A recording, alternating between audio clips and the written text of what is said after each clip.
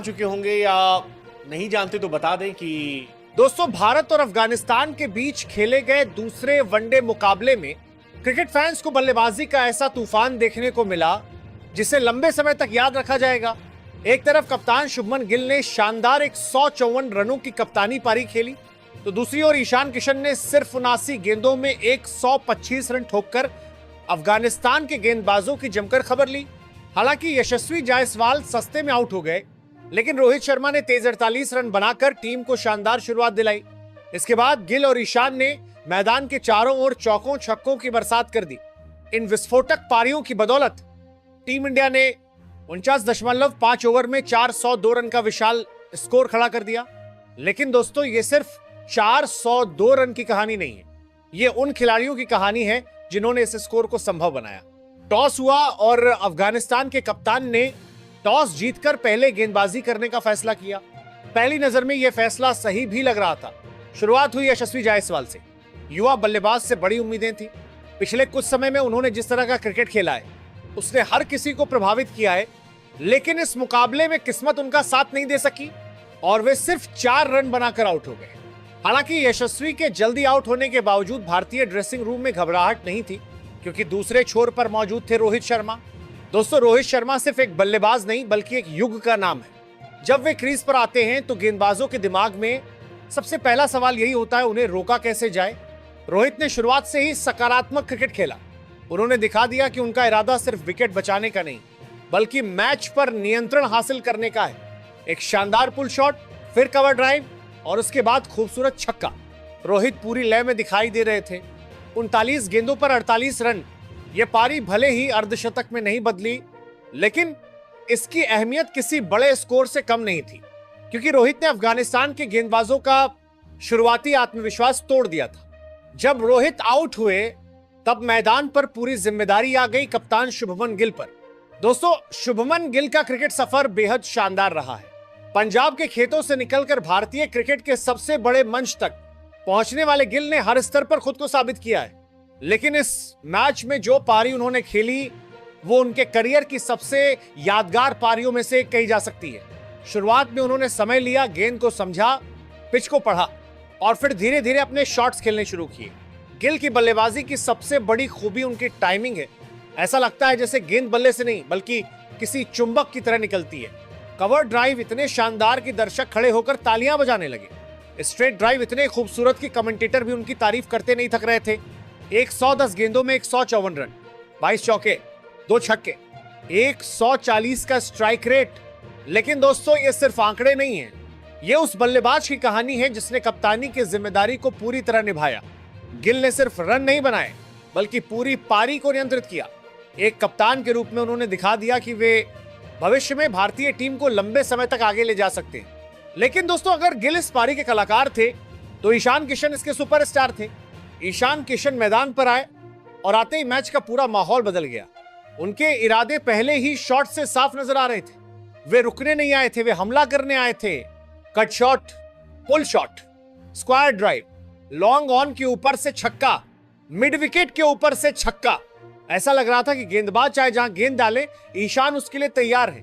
दोस्तों ईशान किशन का करियर आसान नहीं रहा। उन्हें कई बार टीम से अंदर बाहर होना पड़ा, कई बार आलोचनाओं का सामना करना पड़ा, लेकिन उन्होंने हमेशा बल्ले से जवाब दिया और इस मैच में भी उन्होंने वही किया। 79 गेंदों में 125 रन, 14 चौके, 7 छक्के, 158 से ज्यादा का स्ट्राइक रेट। यह सिर्फ एक शतक नहीं था बल्कि चयनकर्ताओं और आलोचकों के लिए एक संदेश था। ईशान ने बता दिया कि उनमें मैच का रुख अकेले बदलने की क्षमता है। दोस्तों गिल और ईशान की साझेदारी ने अफगानिस्तान की उम्मीदों को लगभग खत्म कर दिया। दोनों बल्लेबाज अलग अलग शैली के थे।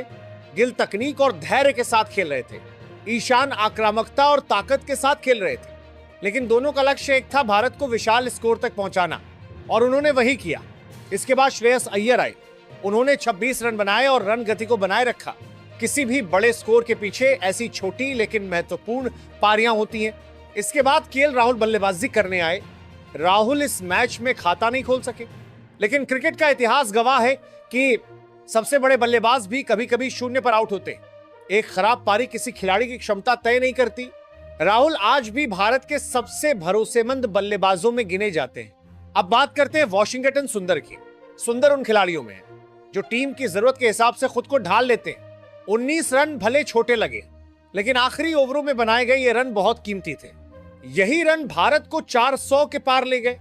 अब दोस्तों अफगानिस्तान की गेंदबाजी की बात करें, मोहम्मद सलीम सफी ने शुरुआत में यशस्वी का विकेट लेकर उम्मीद जगाई, लेकिन भारतीय बल्लेबाजों के आक्रमण के सामने वे भी महंगे साबित हुए।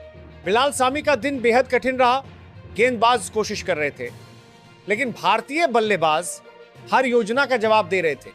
नंगे आलिया खरोटी ने जरूर संघर्ष किया। उन्होंने 4 महत्वपूर्ण विकेट हासिल किए। अगर वे ये विकेट नहीं लेते तो भारत का स्कोर शायद 430 या 440 तक पहुंच सकता था। और दोस्तों राशिद खान दुनिया के सबसे बेहतरीन स्पिनरों में से एक, आईपीएल के सुपरस्टार, अफगानिस्तान क्रिकेट का सबसे बड़ा चेहरा, उन्होंने भी 3 विकेट लिए और लगातार लड़ाई लड़ी। लेकिन जिस दिन बल्लेबाजों का दिन हो, उस दिन बड़े से बड़ा गेंदबाज भी ज्यादा कुछ नहीं कर सकता। ये वही दिन था।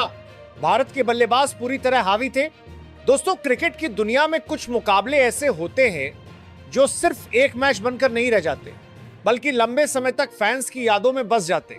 कुछ मुकाबले ऐसे होते हैं जिनमें रिकॉर्ड बनते हैं, कुछ में नए सितारे चमकते हैं और कुछ में खिलाड़ियों का आत्मविश्वास पूरी दुनिया को दिखाई देता है। भारत और अफगानिस्तान के बीच खेले गए दूसरे वनडे मुकाबले में भी कुछ ऐसा ही देखने को मिला। स्टेडियम में मौजूद हजारों दर्शकों और टीवी पर मैच देख रहे करोड़ों क्रिकेट फैंस को एक ऐसा मुकाबला देखने को मिला जिसमें भारतीय बल्लेबाजों ने चौकों और छक्कों की बरसात कर दी। दोस्तों इस मुकाबले ने एक बात साफ कर दी कि भारतीय बल्लेबाजी सिर्फ 1 या 2 खिलाड़ियों पर निर्भर नहीं है। यशस्वी है, रोहित है, गिल है, ईशान है, श्रेयस है, राहुल है, सुंदर है। हर खिलाड़ी मैच जिताने की क्षमता रखता है और यही किसी महान टीम की पहचान होती है। 402 रन का स्कोर सिर्फ एक संख्या नहीं है, यह भारतीय क्रिकेट की ताकत का प्रमाण है, यह टीम की गहराई का प्रमाण है, यह खिलाड़ियों के आत्मविश्वास का प्रमाण है और यह दुनिया की बाकी टीमों के लिए एक चेतावनी भी है कि भारत किसी भी दिन किसी भी गेंदबाजी आक्रमण को पूरी तरह ध्वस्त कर सकता है। तो दोस्तों भारत और अफगानिस्तान के बीच खेले गए इस शानदार मुकाबले में क्रिकेट फैंस को भरपूर मनोरंजन देखने को मिला। शुभमन गिल की कप्तानी पारी, ईशान किशन की विस्फोटक बल्लेबाजी और भारतीय टीम के आक्रामक खेल ने इस मैच को बेहद खास बना दिया। मैदान पर बने बड़े बड़े रिकॉर्ड और खिलाड़ियों का शानदार प्रदर्शन लंबे समय तक याद रखा जाएगा। आपको इस मुकाबले का सबसे बेहतरीन पल कौन सा लगा और प्लेयर ऑफ द मैच का असली हकदार किसे मानते हैं? अपनी राय हमें कमेंट में जरूर बताइए। अगर आपको ये वीडियो पसंद आया हो तो वीडियो को लाइक करें, चैनल को सब्सक्राइब करें और बेल आइकन को दबाना बिल्कुल ना भूलें ताकि क्रिकेट की हर बड़ी खबर और मैच हाइलाइट्स सबसे पहले आप तक पहुंचती रहे।